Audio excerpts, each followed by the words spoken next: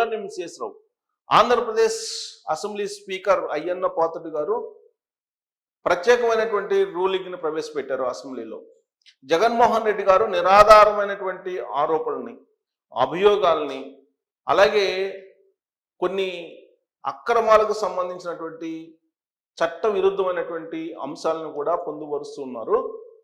పైగా తనకు ప్రతిపక్ష హోదా ఎందుకు ఇవ్వరు అని చెప్పేసి ఒక లెటర్ రాశారు. ఆ లెటరు చదివితే దాంట్లో బ్లాక్మెయిల్ చేసినట్టు ఉంది అని భావాన్ని స్పీకర్ అయ్యన్న పాత్రుడు గారు ప్రస్తావించారు.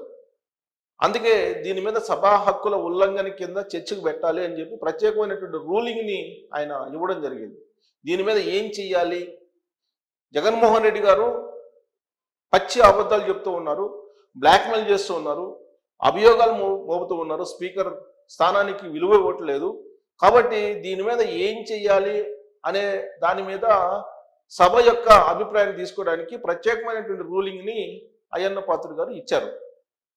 ఆ సందర్భంగా జగన్మోహన్ రెడ్డి గారు రాసినటువంటి లెటరు ఏదైతే ఉందో స్పీకర్కి, ఆ లెటర్ను చదివి వినిపించారు.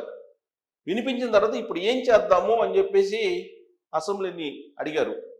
తానైతే ఇప్పటి వరకు క్షమించేశాను, ఇక నుంచి ఏం చెయ్యాలి అనే దాని మీద మాత్రమే మనం చర్చిద్దాం అనేటువంటి ఒక అభిప్రాయాన్ని అయ్యన్న పాత్రుడు గారు చెప్పారు. ఇప్పటి వరకు జరిగినటువంటి అంశాలను ప్రస్తావిస్తూ ఆయన సభ హక్కుల్ని ఉల్లంఘిస్తూ చాలా అంశాల్లో ఆయన ప్రవర్తించారు. అయినప్పటికీ క్షమించేస్తున్నాను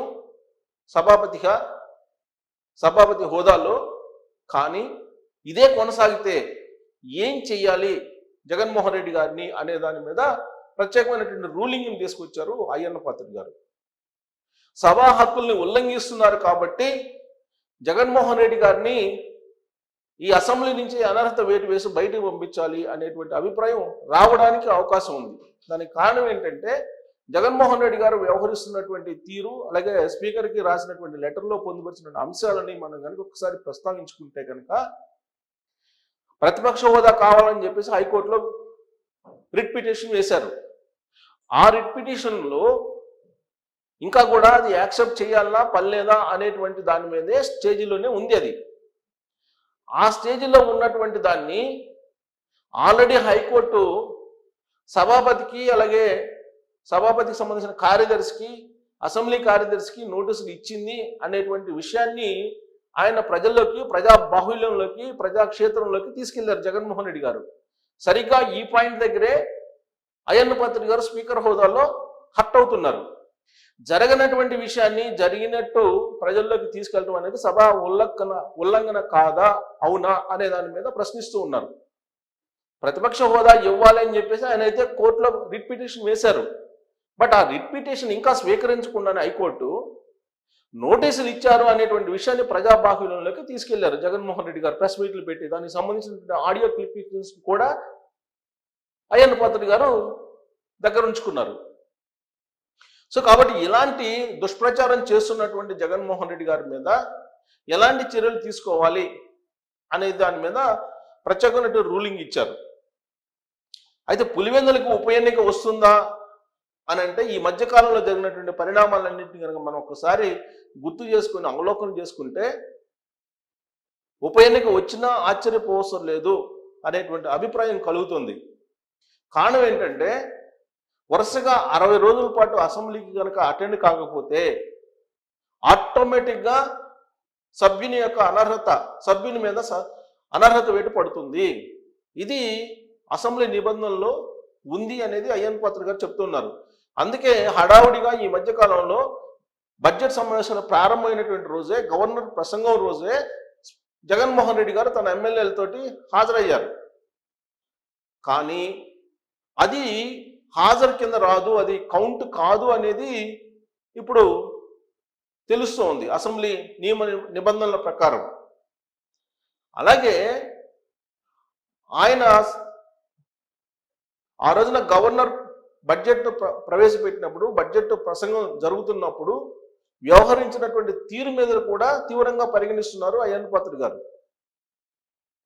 గవర్నర్ ప్రసంగాన్ని అడ్డుకుంటూ వైఎస్ఆర్ కాంగ్రెస్ పార్టీ సభ్యులు చేసినటువంటి వ్యవహారం ఇది సభా సాంప్రదాయాలకు కరెక్ట్ కాదు అనేటువంటి అభిప్రాయాన్ని కూడా వ్యక్తం చేస్తున్నారు.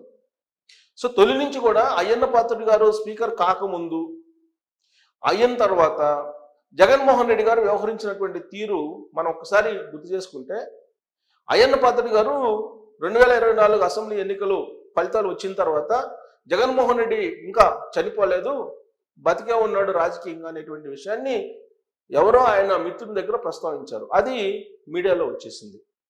దాన్ని బేస్ చేసుకొని అయ్యన్న పాత్రుడు గారు అసలు స్పీకర్కి అర్హుడు కాదు, ఆయన వ్యక్తిగతమైనటువంటి ద్వేషం పెంచుకున్నటువంటి లీడరు, కాబట్టి ఆయన స్పీకర్ పనికిరారు అనేటువంటి వ్యాఖ్యలు అప్పట్లో జగన్మోహన్ రెడ్డి గారు చేశారు.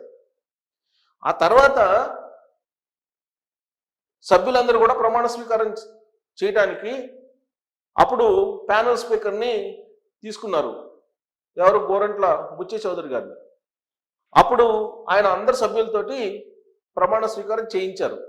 ఆ తర్వాత స్పీకర్ ఎన్నిక జరిగింది. స్పీకర్ ఎన్నిక జరిగిన తర్వాత అయ్యన్న పాత్రుడు గారు మిగతా సభ్యులందరి చేత మిగతా ప్రొసీడింగ్స్ అన్ని కూడా నిర్వహించారు అయ్యన్న పాత్రుడు గారు. ఆ సందర్భంగా ప్రతిపక్ష నేతగా గుర్తించాలి అని చెప్పి జగన్మోహన్ రెడ్డి గారు ఒక లెటర్ రాశారు. అయితే లెటర్ రాసినటువంటి డేట్కి ఆయన్ని వైఎస్ఆర్ కాంగ్రెస్ పార్టీ శాసనసభ పక్ష నేతగా ఎన్నుకున్నటువంటి డేట్కి మధ్య పొంతం లేదు. ఈ విషయాన్ని కూడా అసెంబ్లీ సాక్షిగా అయ్యన్న పాత్రుడు గారు చెప్పారు. సో కాబట్టి శాసనసభాపతిగా ఆయన ఈ లీగల్ పాయింట్స్ని తీస్తున్నారు. అసలు వైఎస్ఆర్ కాంగ్రెస్ పార్టీ శాసనసభాపక్ష నేతగానే జగన్మోహన్ రెడ్డి గారు ఎంపిక కాకుండా ప్రతిపక్ష నేతగా ఎంచుకోవాలని చెప్పి లెటర్ రాశారు స్పీకర్కి అనేటువంటి పాయింట్ని రైజ్ చేస్తున్నారు. అయితే అప్పట్లో ప్రిటెమ్ స్పీకర్గా ఉన్నటువంటి బుచ్చే చౌదరి గారు సభ్యుల చేత ప్రమాణ స్వీకారం చేపిస్తూ ఆయన అప్పట్లో గేట్ 2 నుంచి ఈయన అనుమతించారు జగన్మోహన్ రెడ్డి గారిని. అలాగే సీఎం, డిప్యూటీ సీఎం, మంత్రులు ప్రమాణ స్వీకారం తర్వాత ఆయనకి ప్రమాణ స్వీకారం చేసేటువంటి అవకాశం కల్పించారు. ఇవన్నీ కూడా జరిగాయి, ఇవన్నీ కూడా గుర్తు చేశారు. ఇంత గౌరవించినప్పటికీ కూడా ఆయన ఇప్పటికీ కూడా స్పీకర్ స్థానాన్ని బ్లేమ్ చేస్తూ ఉన్నారు అనేటువంటి అభిప్రాయాన్ని అయ్యన్న పాత్రుడు గారు వ్యక్తం చేస్తున్నారు. ఆయన ప్రతిపక్ష హోదా అనేది ఎలా వస్తుంది అనే దాని మీద కూడా ఆయన లోక్సభలో ఏం జరిగింది, గతంలో అసెంబ్లీలో ఉమ్మడి రాష్ట్రంలో ఏం జరిగింది అనేటువంటి అంశాలను కూడా ప్రస్తావించారు.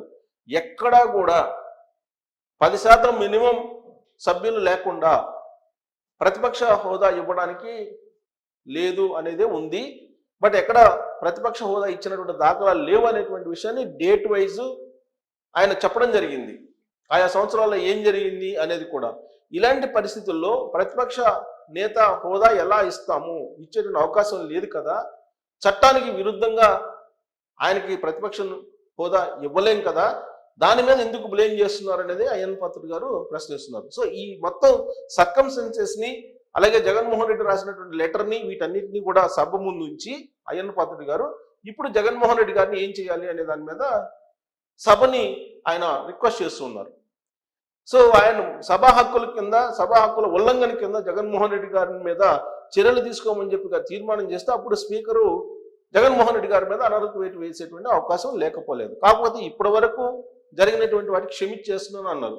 ఇక నుంచి జరగబోయేటువంటి వాటి కనుక అగ్రెసివ్నెస్ ఉండి సభాపతిని కించపరుస్తేలాగా, లేదంటే శాసనసభని చులకనగా చూసేలాగా మాట్లాడితే మాత్రం జగన్మోహన్ రెడ్డి గారి మీద అనర్హత వేటు పడేటువంటి అవకాశం ఉంది. అప్పుడు పులివెందులకి బై ఎలక్షన్ వచ్చేటువంటి అవకాశం ఉంది అనేటువంటి సంకేతం చాలా బలంగా వెళ్ళిపోతుంది. మరి ఉప ఎన్నిక తప్పదా పులివెందులకి అనేది కామెంట్ రూపంలో మీ అభిప్రాయం తెలియజేయచ్చు. Thank you.